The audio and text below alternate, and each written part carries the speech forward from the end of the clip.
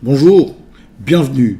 Aujourd'hui, c'est notre camarade Julien Lapraille qui nous a élaboré la recette. Et la recette, c'est un croque-monsieur à ma façon, avec du fromage d'Orval. Qui dit fromage d'Orval dit bière d'Orval. Et alors là, vous remarquez, j'ai de l'Orval.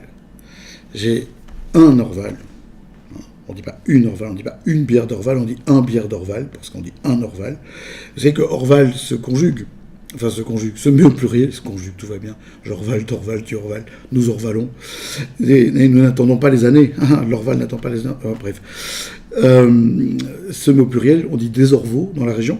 Et alors, c'est rigolo parce que vous savez que Orval, aujourd'hui, c'est, je pense, la plus mythique des trappistes. Oui, il y a West Vleteren en Flandre, mais West Vleteren est mythique au niveau mondial parce que des Américains ont dit que c'était le meilleur du monde.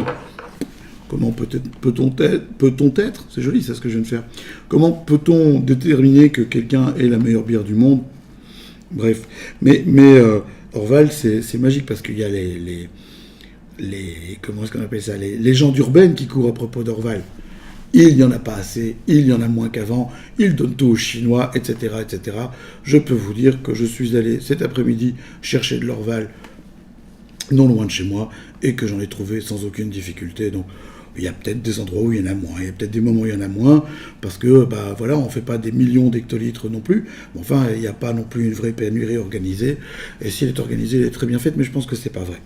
Alors, il y a un autre truc, c'est que, comme il y a une mode autour de l'Orval, il y a la mode du vieillissement de l'Orval, il est vrai que c'est probablement, avec le lambic, la bière de Bruxelles, la bière qui vieillit le mieux dans toutes les bières du monde, et la raison du vieillissement de l'Orval, c'est le fait que l'Orval contient, qu'il y a un tout petit peu de Brettanomyces dans l'Orval, ce qui fait que cette Brettanomyces, qui est une levure sauvage, une bactérie, ça dépend où on se situe, va apporter quelque chose, va apporter une capacité à vieillir à l'Orval. Quand vous êtes dans le coin, parfois on vous demande si vous voulez du jeune ou du vieux avec l'Orval. Oui, l'Orval, jeune ou vieux? Il y a une différence, très claire, c'est qu'en vieillissant, l'Orval perd un peu sa puissance aromatique, sa fraîcheur, sa vivacité, et gagne en longueur, en profondeur, peut-être en richesse aussi, ou en complexité en tout cas. Donc il faut savoir à quel moment on va les boire et pourquoi on va les boire. Pour accompagner un croque-monsieur avec de la pancetta, du fromage d'Orval, pensé par notre Juju national, on peut prendre de l'Orval jeune, ça a bien marché, on va avoir besoin d'un petit coup de kick. Dernier truc, remarquez, vous avez des verres à Orval. Alors tous ces verres ont des valeurs différentes, ont des légendes différentes. Si vous prenez celui-ci, derrière il y a les mains.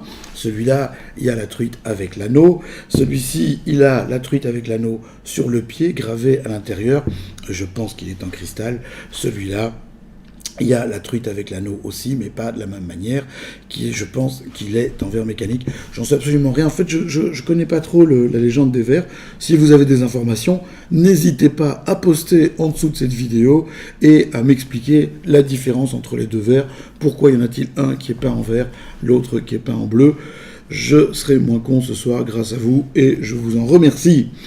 Dernier truc, ce sera à peu près la seule bière que je boirai dans le verre que l'on recommande pour le boire. Non pas que ce soit meilleur pour la dégustation, moi je préfère vraiment l'Orval dans un verre à vin, mais simplement parce que je trouve qu'on peut aussi de temps en temps participer au rituel dans des choses qui sont assez sympas. Le costume folklorique n'est pas forcément quelque chose de négatif. Vous remarquez un truc? Ça ressemble très fort à un calice. Ça a les mêmes formes, et dans un calice, on sent pas bien, par contre on a de la mousse sur le nez. C'est à ça que ça sert. Santé, parce que cet Orval-là, c'est moi qui vais le boire, et franchement, je suis bien content. Demain, même heure, même endroit, même page Facebook. Aujourd'hui, une fois que vous aurez répondu à mes interrogations orvalesques, eh bien, je vais me frotter le nez parce que j'ai la bière qui coule. Une fois que vous aurez répondu, disais-je, à mes interrogations orvalesques, eh bien, vous allez faire comme d'habitude. Vous allez poster comme des bêtes. Vous allez distribuer ça à vos amis, que ça fasse le tour du monde et qu'on parle d'Orval dans le monde entier. Allez, santé, elle va être vachement bonne.